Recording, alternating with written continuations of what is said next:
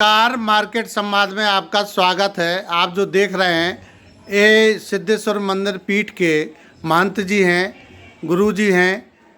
Gwalior road पर जो मंदिर बना है सिद्धेश्वर भगवान का।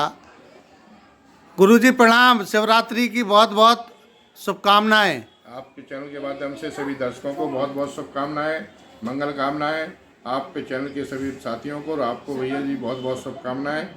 आज के दिन शिवरात्रि है और शिवरात्रि का संक्षेप में क्या वर्णन है, शिवरात्रि का क्या महत्व है? आज भगवान शिव के विवाह का पर्व है। भगवान शिव की बारात हमारे यहाँ निकलती है। भगवान शंकर की कृपा से पूरे देश में, पूरी दुनिया में आज हिंदू शिव बारात का उत्सव मना रहे हैं, शिवरात्रि पर्व मना रहे हैं। आज रात्रि जागरण का विशेष प्रभाव है। जो भी पत्र पुष्प जल दूध दही घी शहद पंचामृत से भगवान का अभिषेक करते हैं, पूजा करते हैं।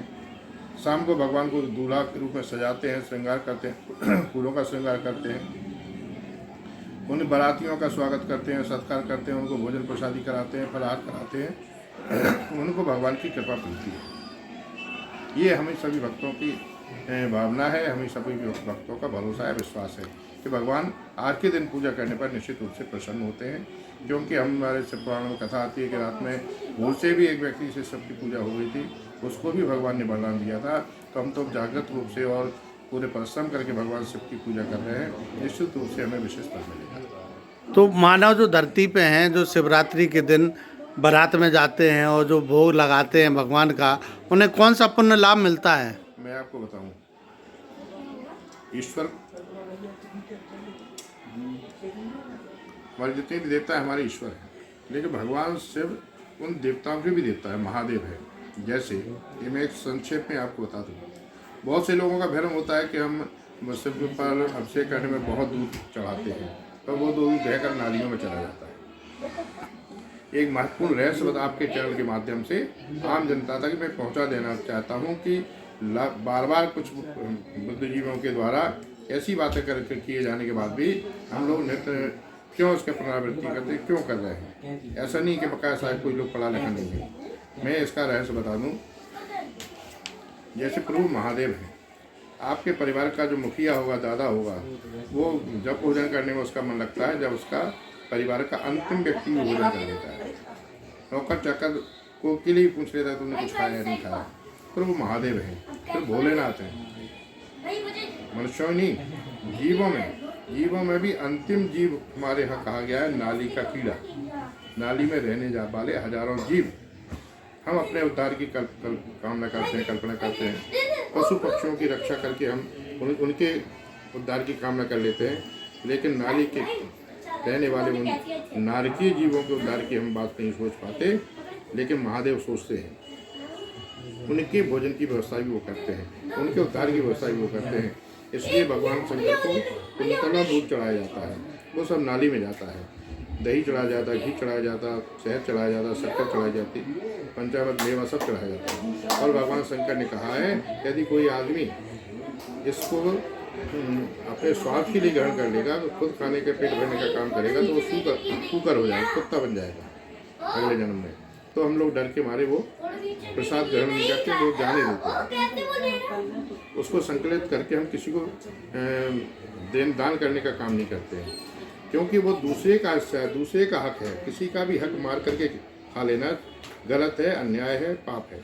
तो अब वो जब दूध जाता है, दही जाता है, तो उन जीवों तक पहुँचता है और वो उनका पोषण होता है। पोषण के साथ साथ तो उनका उद्धार हो जाता है। शास्त्र कहता है, शुक्रान कहता है कि जिन उन त्रेक जीवों पर जिन उन अधम योनियों वालों तक वो पहुंच जाता है भगवान का प्रसाद, उनका वो क्षण मोक्ष हो जाता है। वो उस त्रेक योनि से मुक्त होकर के फिर अपने कर्मानुसार दूसरी योनि में चले जाते हैं। ये प्रभाव है भगवान पर दूध चढ़ाकर बहाने का। अब जैसे गुरुजी, जैसे आपने कहा नालियों में जाता है, मंदिर में नालियाँ होती नहीं है, वो तो प्रभु की ही वो पूरा दरबार है, प्रभु की नाली है वो, तो उसमें तो शुद्ध चीज़ होती है, क्योंकि भगवान का ही भोग जा रहा है, उसमें और कोई तो भोग जा नहीं रहा। तो मतलब ये जो भ्रांतियाँ हैं ये तो मतलब ठीक नहीं है, जैसा कि आप बता रहे हैं। तो अब जैसे आपने कहा कि नाली का कीड़ा का मोक्ष उद्धार हो जाता है, अगर वो प्रसाद भोलेनाथ का आज के दिन का अगर मानव खा ले तो उसका भी तो उद्धार होना चाहिए। कुत्ता बनना वो खा ले, उसमें लिखा है शास्त्र में। शास्त्र के अनुसार मतलब अगर वो भोग खा लेंगे तो कुत्ता बन जाएंगे तो वो तो अगले जन्म में। अभी खा ले, अभी हम लोग खिलाएंगे, किसी को जरूरत थोड़ी है। अच्छा कहते हैं सब जानते हैं, कोई नहीं खाता, लेते ही नहीं भैया बहन आ रहे, हम नहीं, ये वाला नहीं चाहिए, अच्छा दूसरे का ऐसा नहीं ले सकते हम। अच्छा। भगवान सबने ऐसे प्रिय की नहीं जैसे अब लोग चढ़ाते हैं, कोई लोग शंकर जी की पिंडी पे से जल लेके, माथे से लगाते सब। अच्छा सब बहाते हैं, ऐसे लेते माथे पे लगाते, पूरे सर पर डालते। पीना नहीं चाहिए। नहीं वो खाते पीते ही नहीं, वो प्रसादी नहीं खाते। नहीं जैसे जल कोई मुंह में डाल लेता है सर पे। जल की नहीं, मैं दूध दही की बात कर रहा अच्छा अच्छा, चुन्ना मिर्च वगैरह है। हूँ। ये आपने बहुत महत्वपूर्ण जानकारी दी है। क्या नाम है, तो गंगा जल है। जल इसलिए लेते हैं कि भगवान शिव के ऊपर से गंगा बहती है। हाँ हाँ गंगा मोक्ष रानी है। गंगा पर त्रियोगियों का, मनुष्यों का, देवताओं का समान अधिकार है, राक्षसों का भी उतना ही अधिकार है। तो वो जो गंगा बहती, उसको हम गंगा जल मानते हैं भगवान के ऊपर। अगर धोखे से किसी ने खा लिया तो उसे माफी नहीं मिलती। हम आप करता है, समापन स्तोत्र है उसका। हाँ सॉरी बोलता है कि मैंने दूसरे का खा लिया, मैंने आज पावर पा लिया, मैं उन जीवों तक 1 किलो दूंगा, ये कह के मन माफ हो गया, तो उसका कर्म माफ हो जाता है। तो उसे हम लोग प्रायश्चित शब्द का प्रयोग किया जाता है। हमने पावर लिया तो हम 1 किलो देंगे, तो हम लाते 1 किलो भगवान शंकर को डाल देते, चला जाता है। तो बारात में अब कब जा रहे हैं महाराज, के बजे जा रहे हैं? जाने वाले बारात निकल जाए, भोलेनाथ की वहाँ बढ़िया पहुँचेगी। अच्छा जो हमारी गोसाइयों का मठ है झांसियों के, हाँ उनकी समाधियाँ हैं, वो समाधियों वाले मंदिर हैं। हाँ उन समाधि मंदिरों पर जब बारात पहुँचेगी तो हम सब धर्माचार्य वहीं होंगे। अभी प्रारंभ करने पर भी लोग पहुँच गए हैं। और महाराज हमें कद्दू का लुच्चा कब खावे मिले भगवान को? भगवान की बाराती चलो तो वो जगह आज तो व्रत है सबका, अच्छा सब जगह फल मिलेंगे। अच्छा, तो आज ब्याह में पंगत नहीं मिले महाराज? कल है, कल है? पहले पंचवाल ले जाते बंदे रखने। अच्छा लड़का वाला अपनी ले जाते, अच्छा, लड़की वाले तो भैया दूसरी तरफ। तो गौरंजन की भाई वो तो बस सीधे। की भाई दूसरी तरफ ब्याह हो जाए तभी तो। धन्यवाद महाराज।